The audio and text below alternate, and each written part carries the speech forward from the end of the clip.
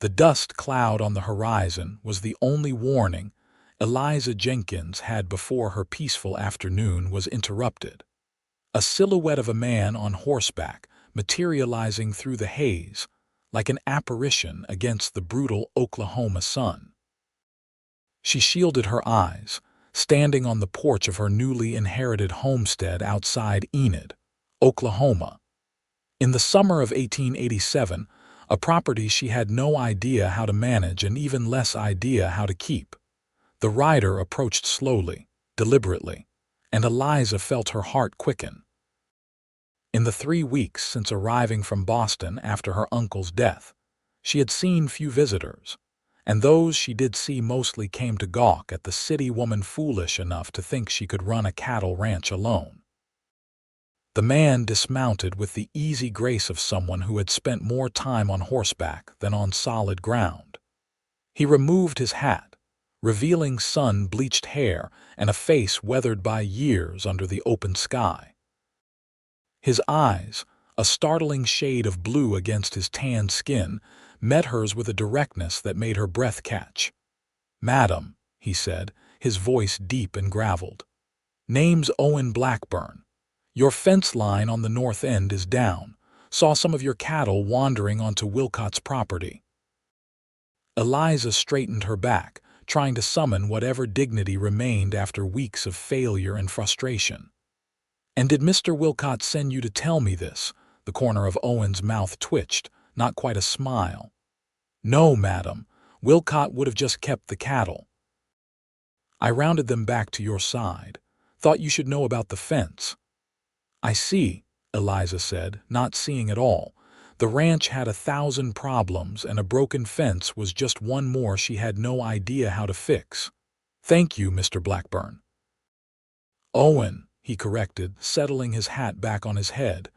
"I can help with that fence if you're looking for a hand." "I can't pay much," she admitted, the words burning her pride. "Wasn't asking for payment," he replied. "Just offering help."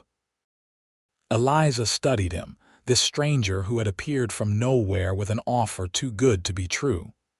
In Boston, such generosity would come with expectations. Out here in the territory, she was still learning the rules. "Why would you help me, Mr. Blackburn?" He looked past her to the struggling homestead, the weathered house, the neglected corrals, the sparse herd of cattle visible in the distance. "Because everyone needs a neighbor sometimes, Miss Jenkins, Eliza Jenkins."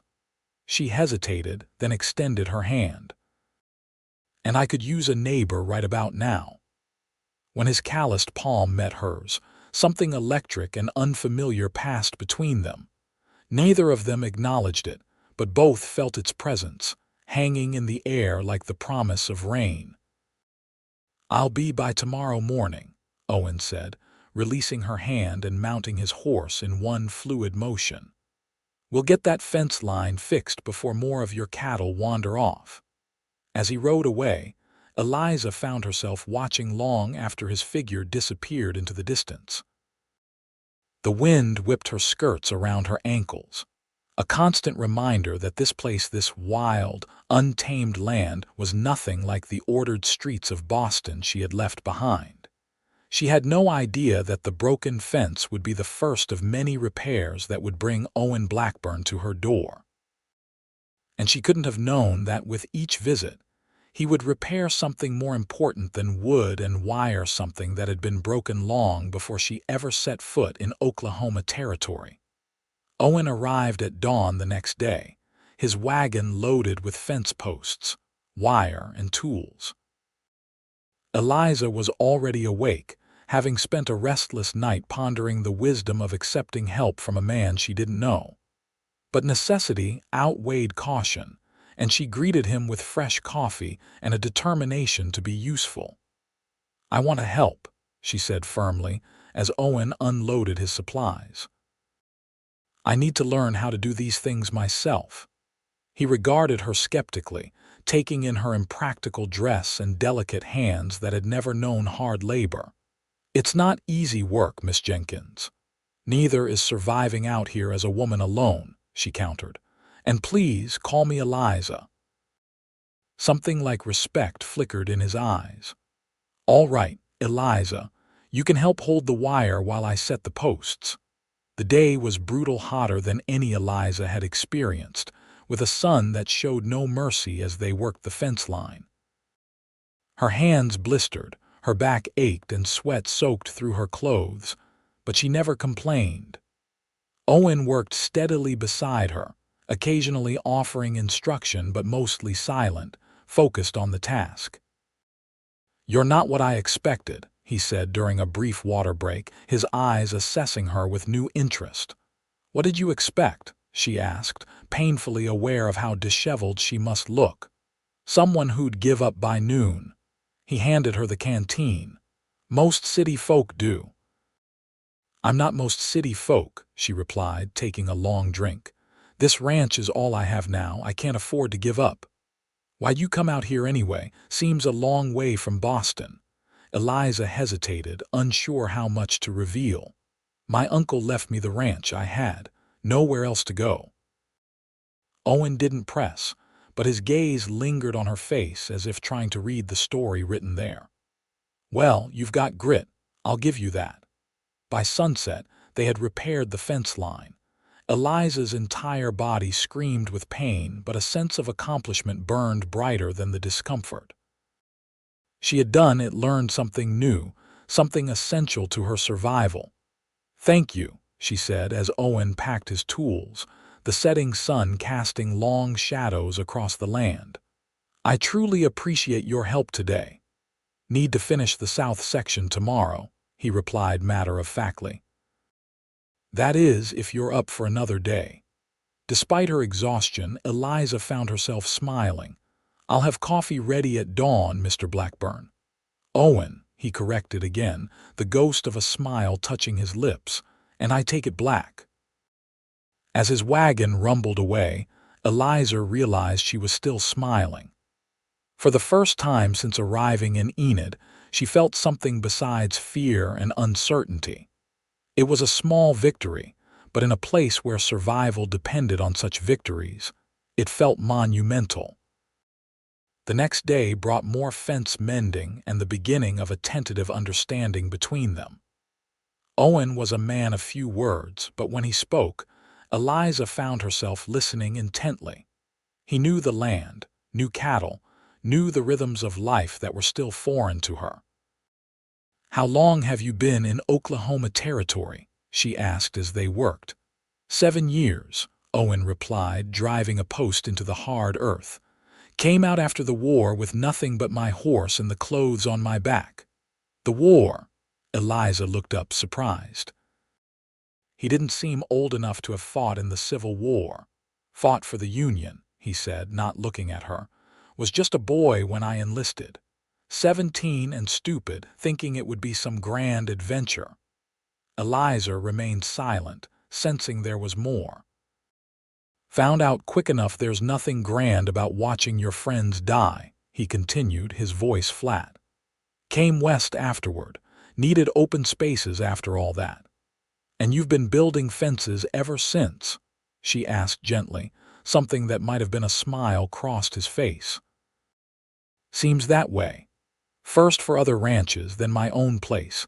Building something after seeing so much destruction feels right somehow."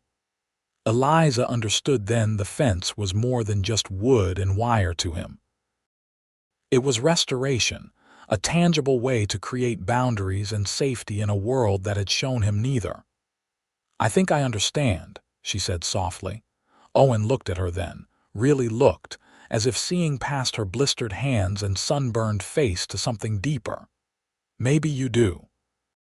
The days stretched into a week, and still they worked, repairing not just the north fence but all the boundary lines of Eliza's property. She learned quickly, her determination making up for her lack of experience. Owen was a patient teacher, showing her how to string wire, how to test a post's stability, how to make repairs that would last through harsh winters and violent storms.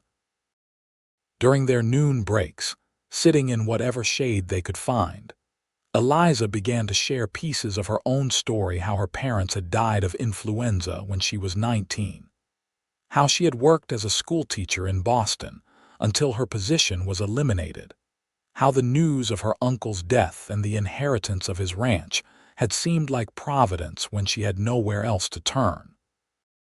"I'd never even seen a cow up close before coming here," she admitted with a laugh. "The first time I tried to milk one of your uncle's dairy cows, she kicked over the bucket and nearly took my head off." Owen's laugh was unexpected and transformative, turning his weathered face younger, softer. "Sounds like old Bessie. She's got a temper." "You knew my uncle?" Eliza asked, surprised. "Everyone knew Frank Jenkins," Owen said, his expression growing serious again. "He was a good man, fair, helped me when I was first starting out." "I wish I had known him better," Eliza said wistfully. "We only met once when I was a child and he visited Boston. He sent letters over the years, but—" She trailed off, regret coloring her words. "He'd be proud," Owen said simply. "Seeing you stick it out here."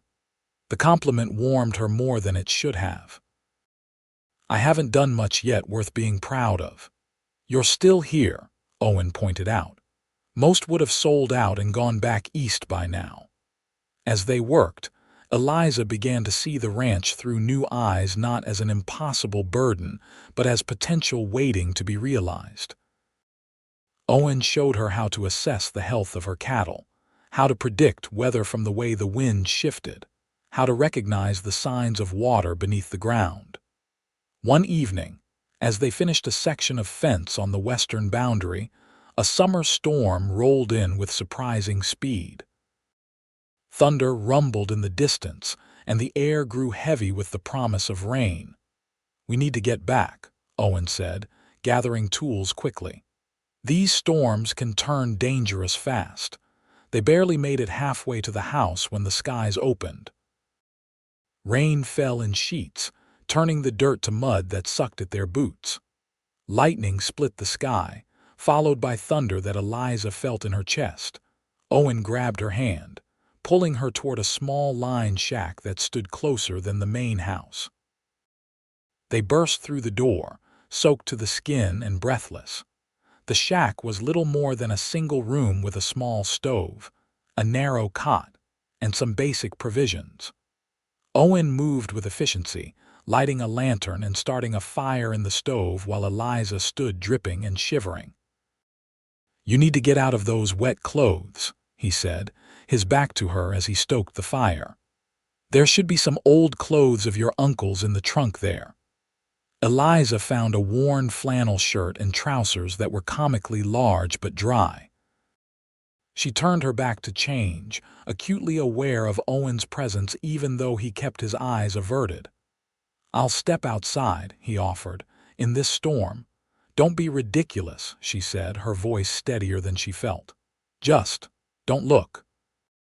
The silence that followed was charged with awareness as Eliza changed quickly, rolling up the sleeves and pant legs of her borrowed clothes. When she turned back, Owen was still facing the stove, his own clothes steaming slightly as they began to dry. "You can turn around now," she said. When he did, something shifted in his expression, seeing her in men's clothes, her hair falling loose from its pins, her feet bare on the rough wooden floor. For a moment, he looked at her not as a helpless city woman but as something else entirely. The storm raged outside, but inside the small shack, another kind of storm was brewing, one made of unspoken words and glances that lingered too long. "We might be here a while," Owen said, his voice rougher than usual. "Storm like this could last hours." Eliza nodded, settling onto a small wooden chair. "Then we have time for you to tell me more about cattle ranching. I still have much to learn."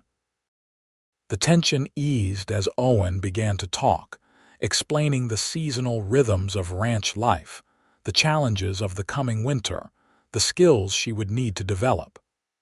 Eliza listened intently, asking questions that revealed her quick mind and determination to succeed. As the storm gradually subsided, Eliza realized she felt more at ease in this tiny shack with Owen than she had anywhere since leaving Boston. There was something about his steady presence, his straightforward manner, that made her feel anchored in a world that had been spinning out of control. "Why are you really helping me?" she asked suddenly, the question that had been nagging at her since he first appeared. "And don't say it's what neighbors do. You've spent a week rebuilding my fences when you must have work of your own." Owen was quiet for a long moment, considering her question with the seriousness it deserved. "Your uncle helped me once when no one else would, gave me my first real chance out here." He met her eyes. "I'm just returning the favor." "To a dead man," Eliza pressed. "To his family," Owen countered. "To someone who needs it, like I did then." It was the most honest answer he could have given, and Eliza accepted it with a nod. "Well, I'm grateful, whatever your reasons." When the rain finally stopped, they walked back to the main house in companionable silence, the land around them transformed by the storm greener, fresher, as if the rain had washed away more than just dust. At the porch, Owen paused. "I'll be by tomorrow to check the fence line. Storm might have caused some damage." "I'll have coffee waiting," Eliza replied, now a familiar exchange between them. He nodded and turned to go, but Eliza called after him. "Owen," he looked back, his expression questioning. "Thank you, not just for the fences, but for teaching me. For not assuming I couldn't learn." Something softened in his face. "You're a quick study, Eliza Jenkins. This land won't know what hit it once you get your footing." The compliment stayed with her long after he had gone, warming her like an ember carried close to the heart. The next week brought new challenges as Owen began teaching Eliza the basics of cattle management. The summer was waning, and preparations for fall and winter needed to begin if her small herd was to survive. "You'll need to bring them closer to the house when winter hits," Owen explained as they rode the perimeter of her property. He had lent her a gentle mare named Daisy, and Eliza was slowly growing more comfortable in the saddle. "The north pasture gets hit worst by the snow." "How will I know when it's time?" Eliza asked, adjusting her hat against the sun. "The cattle will tell you," Owen replied. "They'll start moving on their own, but you need to be ready with enough hay to see them through the cold months." Eliza made mental calculations, adding another worry to her growing list. "I don't think Uncle Frank left enough in storage." "We can arrange for more," Owen said simply. "Pearson over in Garber usually has surplus." She noticed his use of "we," but didn't comment on it. Somehow, over these weeks of working together, her problems had become their problems, a shared burden that felt lighter for being divided. As they rode back toward the house, Eliza spotted something moving near the chicken coop, a flash of red fur that made her heart sink. "Fox," Owen said, following her gaze. "Been after your chickens," Eliza nodded. "I've lost 3 this week alone. I tried setting traps, but not your area of expertise." There was no mockery in his tone, just understanding. "I had rather different skills in Boston," she admitted. "Piano playing and French conversation don't help much with predator control." To her surprise, Owen grinned. "You play piano?" "I do, or did. There's not much call for it out here." "There's an old piano in the church in town," Owen said. "Brought in by wagon all the way from St. Louis, they say. No one really knows how to play it properly." Eliza felt a small thrill at the thought of music, something from her old life that she had missed more than she realized. "Perhaps I'll have to visit sometime." "Perhaps you should," Owen agreed, something like invitation in his voice. Later that day, Owen showed her how to properly set traps for the fox, his hands sure and confident as they worked together. Eliza watched his movements, trying to memorize the technique, but found herself distracted by the way sunlight caught in his hair, the way his forearms flexed as he demonstrated the spring mechanism. "You're not paying attention," he said, catching her distracted gaze. Eliza flushed, embarrassed to be caught staring. "I'm sorry, it's been a long day." Owen's expression softened. "You've been working hard, maybe too hard." "I can't afford not to," she replied. "Winter's coming, as you keep reminding me. Even the hardest workers need rest." He straightened up, decision made. "Tomorrow's Sunday, no fence work, no cattle, no traps." "But there's still so much." "It'll wait," he interrupted firmly. "I'm taking you to town, to church if you want, and maybe you can play that piano afterward." The prospect of a day away from the ranch, of civilization and music, was too tempting to resist. "All right," Eliza agreed, "but I'll be ready to work twice as hard on Monday." Owen's smile was unexpected and transformative. "I don't doubt it for a second." Sunday morning dawned clear and mild, a perfect late summer day. Eliza woke early, a flutter of anticipation in her stomach that she told herself was merely excitement for a change of scenery. She pulled out her best dress, a deep blue cotton that had once been fashionable in Boston, but now seemed fussy compared to her daily work clothes. Still, as she pinned her hair and dabbed a precious drop of rose water behind each ear, Eliza admitted to herself that she wanted to look nice. For church, she told herself firmly, for propriety's sake, not for the way Owen's eyes might linger if she looked more like a woman and less like a rancher's apprentice. Owen arrived driving a polished buggy that Eliza had never seen before, wearing a clean shirt and vest that transformed him from ranch hand to respectable gentleman. When he removed his hat as she approached, his freshly trimmed hair caught the sunlight, and Eliza felt that flutter again, stronger this time. "You look nice," he said simply, helping her into the buggy with a careful hand. "As do you," she replied, settling her skirts. "I didn't know you owned such a fine buggy." A hint of color touched his cheekbones. "Don't use it much. Special occasions only." The implication that today was special hung between them as they set off toward Enid, the morning air still cool and fragrant with wild sage. Enid was a growing town, benefiting from the railway that connected it to larger markets. As they drove down the main street, Eliza took in the wooden storefronts, the modest church with its white steeple, the bustle of people preparing for Sunday services. "It's smaller than I imagined," she admitted. In the month since her arrival, she had been too busy at the ranch to visit the town proper. "Growing every day," Owen replied. "Was just a few buildings when I first came through." People nodded to Owen as they walked toward the church, some offering curious glances at Eliza. She felt their assessment a new face, a woman alone, an unknown quantity in a place where everyone knew everyone's business. "Miss Jenkins," a woman's voice called, and Eliza turned to see a plump, pleasant-faced woman approaching. "I'm Martha Wilson. I run the general store with my husband. We've been wondering when you'd make it to town." "Mrs. Wilson, it's a pleasure," Eliza replied, falling back on her Boston manners. "I've been quite busy at the ranch." "So I hear," Martha said with a meaningful glance at Owen. "Mr. Blackburn has been scarce these past weeks. Now I see why." Owen shifted uncomfortably beside her, and Eliza realized with a start that their arrangement had become the subject of town gossip.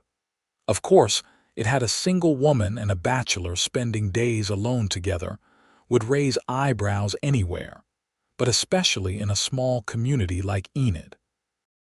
"Mr. Blackburn has been kind enough to help with some repairs," Eliza said carefully. "I'm fortunate to have such a neighbor." Martha's smile was knowing but not unkind. "Indeed you are. Owen is one of our finest. Now come along, both of you, service is about to begin." The church was simple but beautiful, with polished wooden pews and light streaming through plain glass windows. Eliza sat beside Owen, acutely aware of his solid presence at her side, of the sidelong glances from the congregation. The service was comfortingly familiar, the same hymns she had sung in Boston, the same prayers she had recited since childhood. But there was a different quality to the worship here, a plain-spoken sincerity that seemed in keeping with the directness of frontier life. Afterward, as people mingled outside, the pastor approached them with a warm smile. "Miss Jenkins, welcome to our congregation. I'm Pastor Thomas." He extended a hand which Eliza shook. "Your uncle was a valued member of our community." "Thank you, Pastor. I'm still learning about the man he was out here." "A good man," the pastor said, echoing what seemed to be the universal assessment. "And generous. That piano inside was his gift to the church, you know." Eliza blinked in surprise. "I had no idea. Brought it in for his wife originally. After she passed, he donated it to us. Said music should be shared." The pastor's eyes twinkled. "I understand you play." Eliza shot a glance at Owen, who looked suspiciously innocent. "I do, yes." "Then perhaps you might favor us." "The children's Sunday school meets after the main service, and they would be delighted to hear real music instead of my poor attempts." Put on the spot, Eliza couldn't refuse. "I would be honored." The piano was indeed beautiful, an upright model that must have cost a fortune to transport to Oklahoma Territory. Eliza ran her fingers over the keys, finding them surprisingly well tuned, and felt a connection to the uncle she had barely known. Had he brought this piano all this way for love of his wife? The thought touched her deeply. A small crowd gathered as Eliza began to play first hymns familiar to the congregation. Then, as she warmed to her audience, livelier tunes that had the children clapping along. The joy of music filled her, a piece of herself she had set aside upon arriving in this harsh new land. When she looked up during a particularly spirited rendition of Sweet Betsy from Pike, she found Owen watching her, his expression unlike any she had seen on his face before: wonder, admiration, and something deeper that made her fingers falter on the keys. The children protested when she finally stopped, and several of the town's women approached to introduce themselves, suddenly much warmer now that Eliza had revealed this civilized accomplishment. "You must join Our Lady's Auxiliary," insisted Mrs. Peterson, the banker's wife. "We meet every Wednesday afternoon. And we desperately need someone to give piano lessons," added Mrs. Saunders, a young mother with 3 small children in tow. "We'd pay, of course." Eliza found herself smiling, genuinely pleased at the overtures of friendship. "I would like that very much." As they prepared to leave, Pastor Thomas approached again.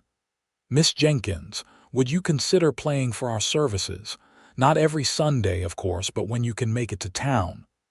"I would be honored," Eliza said, and meant it.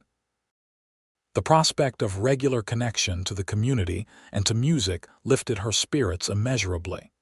The drive back to the ranch was filled with a new ease between them, Eliza chatting about the people she had met, Owen filling in details about their histories and connections. "They liked you," Owen said as they neared the ranch.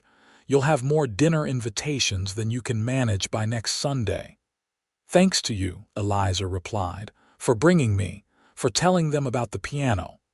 Owen shrugged, uncomfortable with gratitude as always. "Just thought you should know people in town. Winter gets lonely out here." "Is that why you came to check my fence that first day?" Eliza asked suddenly. "Because you thought I'd be lonely?" The question seemed to catch him off guard. "No," he said after a moment. "I came because the fence needed fixing." "And you just happened to be riding by," Eliza pressed, sensing there was more to the story. Owen's hands tightened on the reins. "I promised your uncle I'd keep an eye on the place if anything happened to him," he admitted. "When I heard you'd arrived, I figured I should check in." Make sure you were managing. You made a promise to my uncle. Eliza felt a complex mix of emotions: surprise, gratitude, and a touch of disappointment that Owen's initial help had been out of obligation rather than choice. He was worried about the ranch passing to someone who didn't know the land, Owen explained. Asked me a few years back to look after things if needed. I see. Eliza was quiet for a moment, processing this new information. And now, are you still helping because of that promise?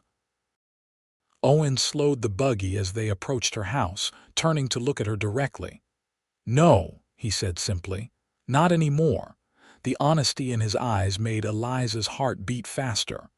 Why then? Instead of answering, Owen reached out, his calloused fingers gently brushing a strand of hair from her cheek.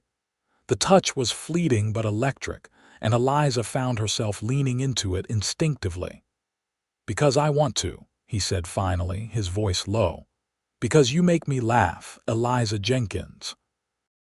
Because you play piano like an angel and set fox traps with determination, even when you haven't the faintest idea what you're doing. A laugh escaped her, unexpected and bright in the afternoon air. I did catch that fox eventually. You did, Owen agreed, a rare full smile transforming his face.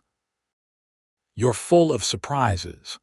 He helped her down from the buggy, his hands lingering at her waist a moment longer than necessary. As they stood facing each other in the golden light of late afternoon, Eliza felt the world narrowing to just this moment, this man. Would you like to stay for supper? She asked, the invitation carrying more weight than the simple words suggested. Owen's expression softened. I'd like that very much. That evening marked a subtle but significant shift in their relationship.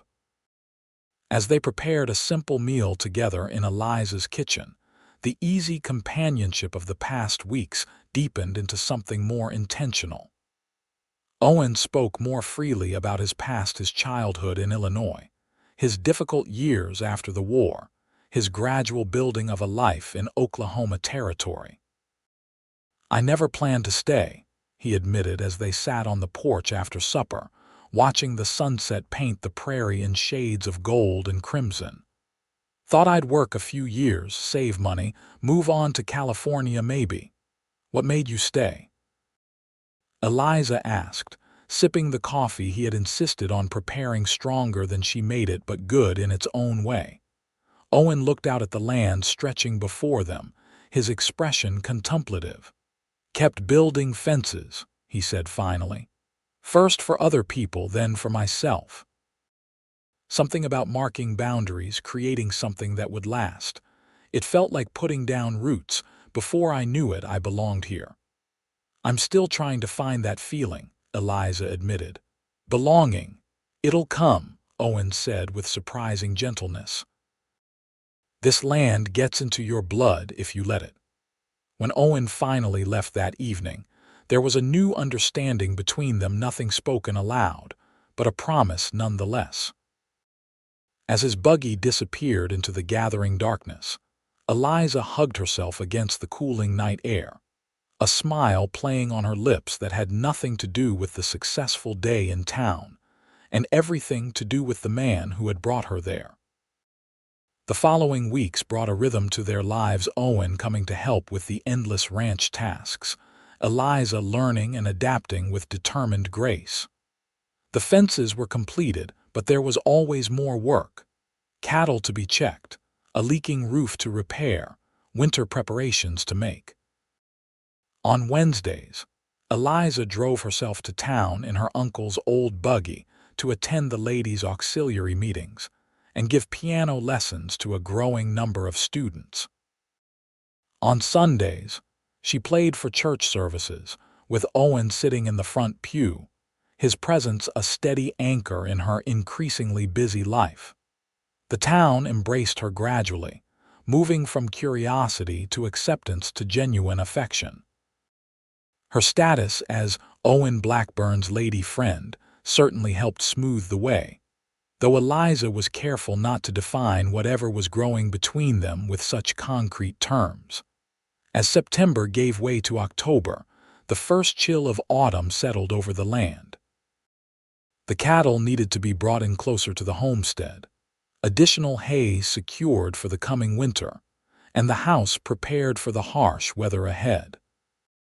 It was during this busy time that Eliza received an unexpected letter from Boston, her former employer, the girls' school where she had taught, offering her position back with a modest increase in salary. The previous replacement had proven unsuitable, and they remembered Miss Jenkins' excellent work with fondness. Eliza sat on the porch steps, reading and rereading the letter as the implications settled around her. A return to Boston, to civilization, to steady employment, to a life she understood. Away from the backbreaking work and constant worry of ranch life, away from Owen. She was still sitting there, letter in hand, when he arrived for their planned day of work. One look at her face told him something was wrong. Bad news. He asked, settling beside her on the steps, close enough that their shoulders almost touched. Wordlessly, Eliza handed him the letter. Owen read it slowly, his expression unreadable. When he finished, he returned it to her, his movements deliberate. "Seems like a good offer," he said finally, his voice carefully neutral. "It is," Eliza agreed, watching his profile. "A respectable position, security." "All the things you don't have here," Owen added, still not looking at her. "Owen." She waited until he turned to face her. "Are you going to ask me to stay?" The question hung between them, heavy with unspoken feelings. Owen looked away, across the land that was gradually taking shape under their combined efforts. "I can't ask that of you," he said finally. "This life, it's hard, uncertain. Boston offers you comfort, position. That's not what I asked." Owen stood abruptly, pacing a few steps away before turning back to her. "What do you want me to say, Eliza?" "That I've been falling in love with you since the first day I saw you standing on this porch, determined to make it on your own.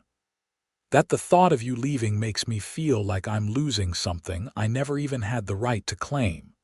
The raw honesty of his words took Eliza's breath away. She rose to her feet, crossing the small distance between them. "Yes," she said simply. "That's exactly what I want you to say." Owen stared at her, conflict written across his features. "I have no right. You deserve better than this life, better than a man who builds fences." Eliza interrupted, stepping closer. "A man who keeps his promises and teaches with patience and sits in the front pew every Sunday just to hear me play." "Eliza, no, you listen to me, Owen Blackburn," she said firmly. "I didn't ask what you think I deserve. I asked if you want me to stay." The tension drained from Owen's shoulders, replaced by a vulnerability she had never seen in him before. "More than anything," he admitted quietly, "I want you to stay." Eliza closed the final distance between them, reaching up to touch his face, a mirror of the gentle way he had touched her hair that Sunday weeks ago. "Then ask me." Owen covered her hand with his own, turning his face to press a kiss against her palm. "Stay," he whispered, the single word carrying the weight of 1,000 unspoken ones. "Stay with me, Eliza." She answered not with words but by rising on tiptoe to press her lips to his. A kiss that began tentatively but quickly deepened into something that expressed everything they had been building toward since that first day. When they finally broke apart, breathless and flushed, Owen rested his forehead against hers. "Is that a yes?" he asked, a smile in his voice. "It's a yes," Eliza confirmed, laughter bubbling up inside her. "Though I'm not entirely sure what I'm saying yes to." Owen's smile faded into seriousness. "To everything, Eliza, to this land, to this life." He hesitated, then added softly, "To me if you'll have me." "I believe I just did," she teased gently, then sobered. "But Owen, the ranch, it's struggling. I don't know if I can make it profitable, even with everything you've taught me." "Then we combine our efforts," Owen said simply, as if it were the most obvious solution in the world. My land adjoins yours to the east. Together, we'd have enough grazing land, enough cattle to make it work. Are you proposing a business arrangement, Mr. Blackburn? Eliza asked, her eyes twinkling. Owen laughed, a free and joyous sound she was hearing more frequently these days. If that's what you want to call it, I was thinking of something more permanent.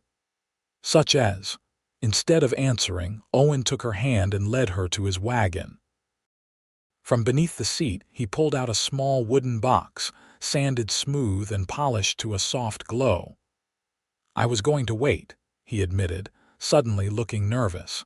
Had it all planned dinner in town, maybe some music at the church afterward. Owen, Eliza said softly, her heart pounding in her chest. What is this? He opened the box, revealing a simple gold band set with a small, perfect diamond that caught the morning light. I made the box, he said, as if that were the important part. The ring was my mother's. Eliza stared at the ring, then at Owen, speechless for perhaps the first time since he had known her. I love you, Eliza Jenkins, Owen said, his voice steady despite the emotion in his eyes. I love your determination and your courage. I love that you make me laugh when I'd forgotten how. I love watching you learn something new every day, seeing you make this place your own. He took a deep breath. I'm asking you to marry me, to build a life here together. Tears filled Eliza's eyes, blurring her vision. You're supposed to be on one knee, you know, she managed to say. Owen immediately dropped to one knee, still holding the box, looking up at her with such hope that it made her heart ache with tenderness. Better. Much, she agreed, wiping at her tears. Yes, Owen, yes, I'll marry you. The ring fit perfectly, as if it had been made for her hand.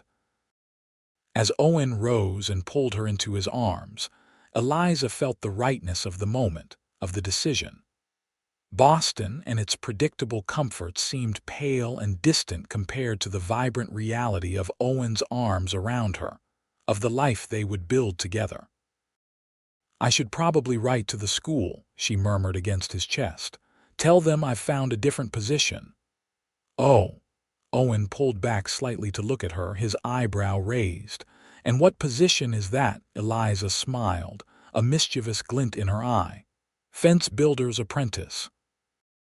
Cattle rancher, pianist. She rose on tiptoe to kiss him again, briefly but with promise. Wife. Eventually, perhaps, mother. Owen's arms tightened around her at that last word, his expression softening into wonder. A family, he said, as if testing the word. Our family, Eliza agreed. On our land. They were married 2 weeks later in the church in Enid, with Eliza playing her own wedding march before joining Owen at the altar. The entire town turned out for the celebration, which spilled from the church to the town square and lasted well into the evening. By the time they returned to the ranch to Eliza's house, which would be their home until they could add rooms to accommodate their combined lives, the October moon hung full and bright in the sky, turning the prairie to silver. Owen lifted her from the buggy and carried her across the threshold, a gesture that made Eliza laugh with delight. Is this necessary? She asked, her arms around his neck. Absolutely, Owen replied with mock seriousness. It's tradition. Since when do you care about tradition? Eliza teased as he set her down in the front room, now warmed by a crackling fire that Martha Wilson had thoughtfully prepared before they returned. Since I got myself a traditional wife, Owen replied, removing his hat and formal jacket. I'm hardly traditional, Eliza countered, working on the tiny buttons of her wedding gown, a simple affair of cream-colored silk that Mrs. Saunders had helped her sew. Traditional wives don't repair fences or round up cattle. Owen stepped behind her, gently brushing her hands aside to help with the buttons. True, he conceded, his breath warm against her neck. They also don't make their husbands' hearts stop with just a smile. Eliza turned in his arms, suddenly shy despite the weeks of growing closeness between them.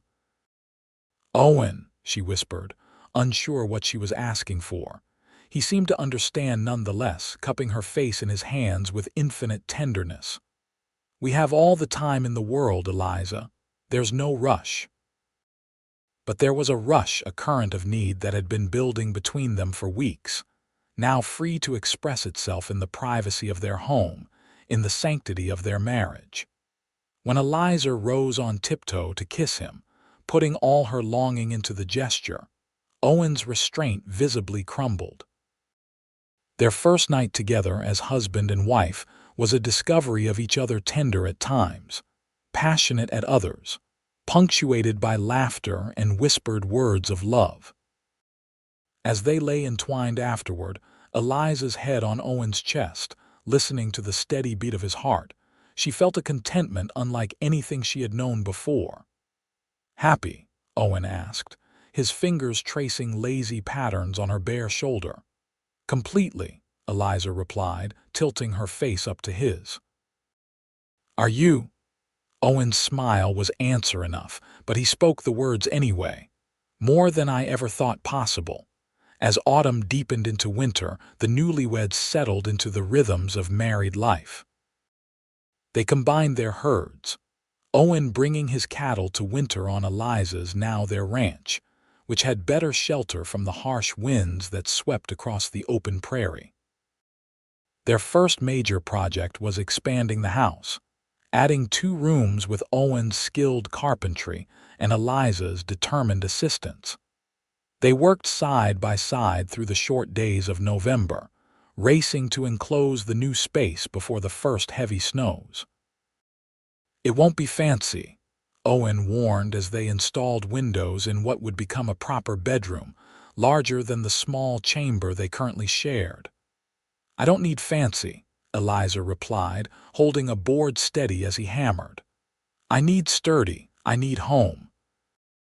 The first snow came in early December, turning the world white overnight. Eliza woke to find Owen already gone from their bed, his side cold.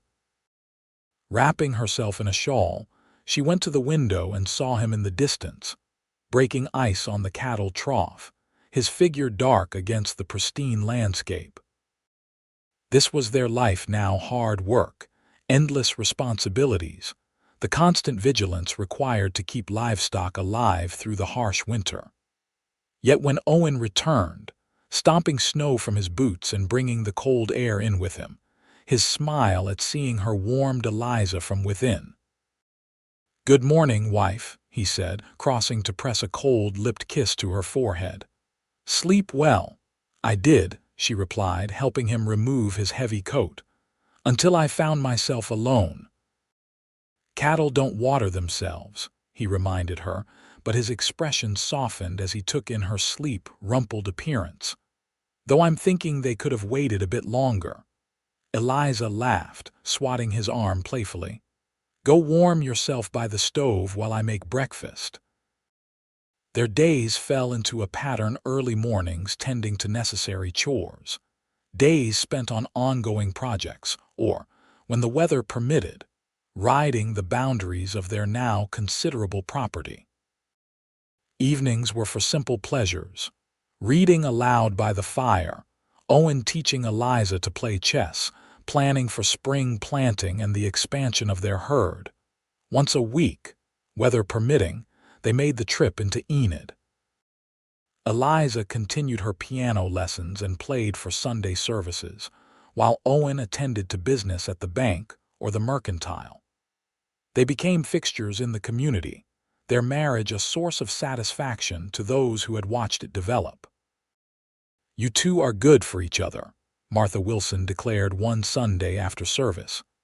"Haven't seen Owen smile this much in all the years I've known him." "He has a wonderful smile," Eliza agreed, watching as her husband chatted with Pastor Thomas across the churchyard. "I just had to find ways to bring it out." "You've done more than that," Martha said, patting Eliza's hand. "You've brought life to that man, joy." The observation stayed with Eliza, warming her through the cold drive home. That evening, as they sat before the fire, Owen noticed her thoughtful expression. "Something on your mind?" he asked, setting aside the ledger where he had been calculating spring expenses. "Martha said something today," Eliza began, curling closer to him on the small sofa they had recently acquired. "About me bringing you joy." Owen's arm tightened around her shoulders. "Smart woman, Martha." "Is it true?" Eliza asked, looking up at him. "Were you unhappy before?" Owen considered the question with his usual thoughtfulness. "Not unhappy exactly," he said finally. "Just incomplete, I think. I had my land, my work. It was enough, or I thought it was." He pressed a kiss to her temple. "Until you showed up and made me realize what I was missing." "And what was that?" Laughter, Owen said simply. "Light. Someone to build for, not just something." Eliza leaned up to kiss him properly, her heart full to bursting with love for this man who expressed so much in so few words. "I love you, Owen Blackburn." "And I love you, Eliza Blackburn," he replied, still sounding slightly awed when he used her married name. "More every day." The winter proved to be one of the harshest in memory, with blizzards that kept them housebound for days at a time and temperatures that plummeted far below freezing. They lost some cattle despite their best efforts, but fewer than most of their neighbors, a testament to Owen's experience and Eliza's quick learning. It was during one particularly fierce storm in late January, when the wind howled like a living thing and snow piled in drifts taller than a man, that Eliza realized she was carrying their child. She had suspected for a few weeks, noting the subtle changes in her body, the unusual fatigue that overcame her in the afternoons. But it was only when she found herself violently ill one morning, barely making it outside before emptying her stomach, that certainty settled over her. Owen found her there, bent over the porch railing, her face pale in the gray winter light. "Eliza!" Alarm filled his voice as he rushed to her side. "What's wrong? Are you sick?" Eliza straightened, wiping her mouth with the back of her hand. Despite her discomfort, joy bubbled up inside her.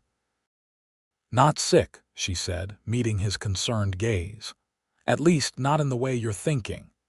It took Owen a moment to understand, but when he did, his expression transformed first shock, then wonder, then a joy so pure it brought tears to Eliza's eyes. "A baby," he whispered, reaching out to place a tentative hand on her still flat stomach. "Our baby," Eliza nodded, covering his hand with hers. "I think so. It's too early to be certain, but all the signs are there." Owen's reaction surprised her. He sank to his knees in the snow before her, pressing his face against her middle, his arms wrapping around her waist. When he looked up, there were tears in his eyes. "Thank you," he said, his voice rough with emotion. "For this, for everything." Eliza gently brushed the snow from his hair. "I haven't done anything extraordinary," she protested softly. "Women have babies every day." "Not my baby," Owen replied, rising to his feet and cradling her face in his hands. "Not our child." He kissed her then, a kiss of such tenderness that Eliza felt her own tears start. The news of the coming baby changed something in Owen. He became even more protective, insisting that Eliza rest more and taking on extra work to spare her. She protested, of course, reminding him that women had been having babies while working far harder than she for all of human history. "I'm pregnant, Owen, not made of glass," she said one afternoon when he tried to prevent her from helping feed the chickens. "I need to stay active." The doctor said, Dr. Matthews said normal activity is fine," Eliza interrupted, hands on her hips. "And he also said too much coddling would drive me mad, which it is currently doing." Owen had the grace to look chagrined. "I just want to take care of you both." Eliza's expression softened. She took his hand and placed it over her stomach, where the slight rounding was now visible beneath her dress. "You are. Every day in 1,000 ways. But you married a partner, remember, not someone to wrap in cotton wool." A compromise was reached. Eliza would continue with her usual tasks, but leave the heaviest work to Owen. As winter gradually loosened its grip, and the first hints of spring appeared in late March, her condition became more pronounced, her body changing to accommodate the new life growing within. "You're more beautiful than ever," Owen told her one night as they prepared for bed, his hands gentle on the curve of her belly. Eliza laughed, gesturing to her ungainly form. "I look like I swallowed a melon." "A very beautiful melon," Owen insisted, and kissed her before she could argue further. As April brought warming temperatures and the rebirth of the land, Eliza found herself filled with nesting energy. She directed the deep cleaning of the house, insisting on airing every blanket and scrubbing every surface. Owen watched her flurry of activity with amusement and occasional concern, stepping in when her ambitions exceeded her energy. The room they had added in the fall was transformed into a nursery, painted a soft yellow with white trim. Owen crafted a cradle from oak, working on it in the evenings while Eliza sewed tiny garments and quilted a blanket for their child. "Boy or girl?" he asked one evening as they sat on the porch, watching spring stars appear in the darkening sky. His hand rested on her stomach where the baby kicked vigorously. "I don't know," Eliza admitted. "Sometimes I think boy, he's certainly active enough. Other times I'm convinced it's a girl." "Either way," Owen said, his voice soft with wonder, "he or she will be perfect." "And loved," Eliza added, covering his hand with her own. "So very loved." The baby arrived on a perfect June morning, just as dawn was breaking over the prairie. Labor had begun the previous evening, with Owen riding frantically to town to fetch Dr. Matthews while Martha Wilson came to stay with Eliza. The birth was difficult but uncomplicated, with Eliza drawing on reserves of strength she hadn't known she possessed. Owen stayed by her side throughout, his steady presence an anchor as pain washed over her in waves. "One more push, Doctor," Matthews encouraged as morning light filtered through the bedroom window. "The baby's almost here." With a final, tremendous effort, Eliza brought their child into the world, a robust boy with a shock of dark hair and a cry that filled the room. "A son, Doctor," Matthews announced, placing the squalling infant on Eliza's chest. "A fine, healthy son." Owen's face as he looked at their child for the first time was something Eliza knew she would remember until her dying day: awe, love, and a vulnerability that brought tears to her eyes. When he reached out to touch the baby's tiny hand with one finger, their son's crying immediately calmed. "He knows his father," Eliza whispered, her exhaustion momentarily forgotten in the wonder of the moment. "What shall we call him?" Owen asked, his voice unsteady with emotion. Eliza looked down at their son, at the face that somehow combined features of them both. "Frank," she said, "after my uncle, if that's all right with you." Owen nodded, too overcome to speak for a moment. "Frank Blackburn," he said finally. "It's a good name, a strong name." "For a boy with good, strong parents," Martha added from the doorway, wiping tears from her own eyes. "Congratulations to you both." The first weeks of Frank's life passed in a blur of exhaustion and joy. Eliza discovered that nothing in her previous life, not teaching, not ranching, not even falling in love, had prepared her for the all-consuming nature of motherhood. Yet despite the sleepless nights and constant demands, she had never felt more fulfilled. Owen proved to be a natural father, handling their son with a confidence that belied his initial nervousness. He would walk the floor with Frank for hours when the baby was fussy, singing old trail songs in his deep voice until the infant calmed. "He has your eyes," Eliza observed one afternoon as they sat on the porch, Frank sleeping peacefully in Owen's arms. The summer breeze carried the scent of wildflowers, and in the distance, their expanding herd grazed contentedly. "Poor boy," Owen replied with a smile. "Let's hope he has your brains to make up for it." "And your hands," Eliza added, touching one of Frank's tiny fists. "Builder's hands." The mention of building reminded Owen of a project he had been planning. "I've been thinking," he began, adjusting Frank more comfortably against his chest.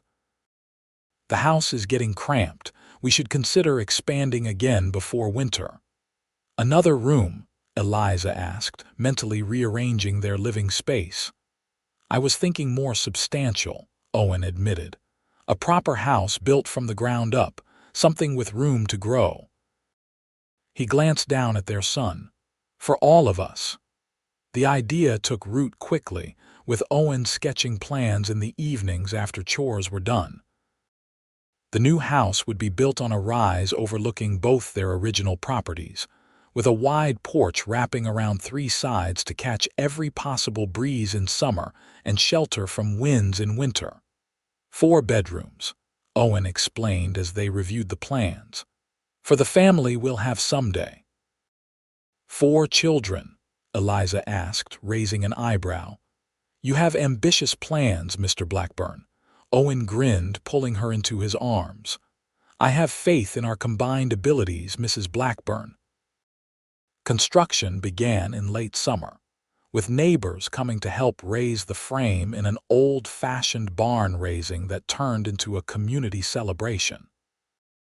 The men worked on the house while the women prepared a feast, children playing underfoot and babies, including Frank, now plump and alert at 3 months, passed from arm to arm.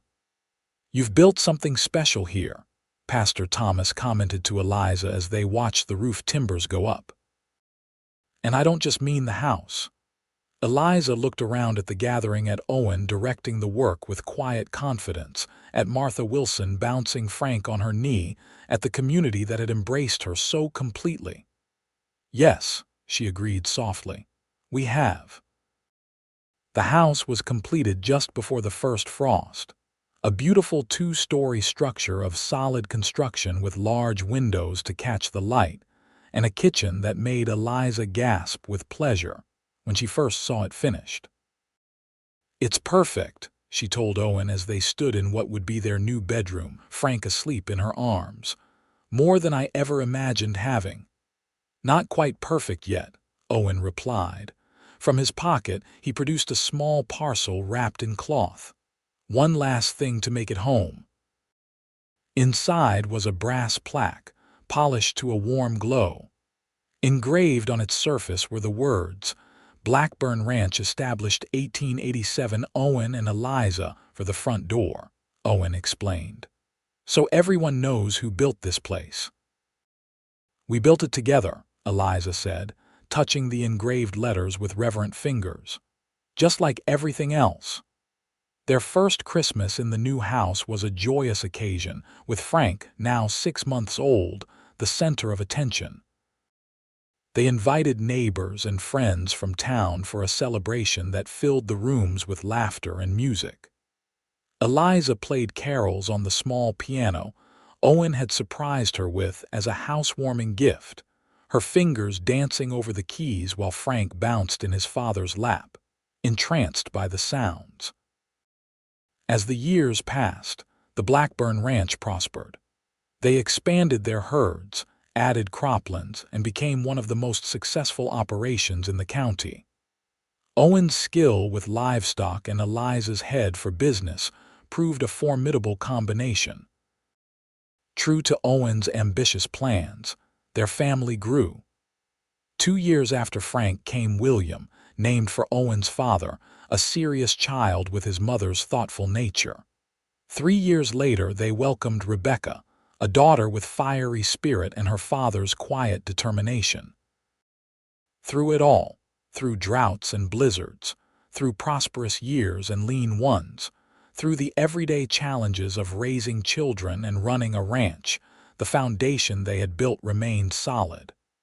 The fences Owen constructed still stood strong, marking the boundaries of their land.